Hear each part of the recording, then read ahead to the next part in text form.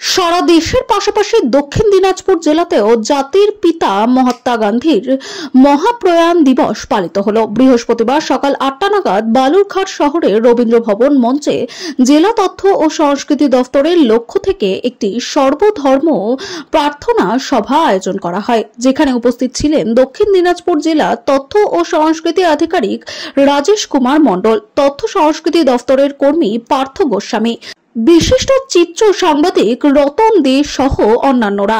এদিন এই প্রার্থনা সভায় গীতা পাঠ করেন গীতা পাঠক সঞ্চিতা গোস্বামী, ইমাম রুহুল আমিন, বাইবেল পাঠ করেন রেভারেন্ড অমৃত মণ্ডল। পাশাপাশি এই অনুষ্ঠানে সঙ্গীত পরিবেশন করেন দীপ্তি বসাক, তবলায় তাকে যোগ্য সঙ্গত দেন মানব বিশ্বাস।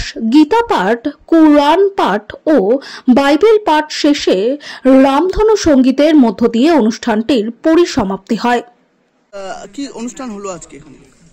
আজকে মহাত্মা গান্ধী প্রয়াণ দিবস উপলক্ষে আমাদের এখানে সর্বধর্ম প্রার্থনা সভা হলো। প্রতি বছর এটা হয়ে থাকে।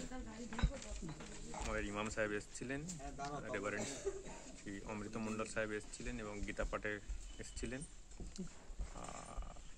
আমাদের রামধুন হলো, রামধুন হওয়ার পরে আমাদের ছোট্ট অনুষ্ঠান পরিসমাপ্তি।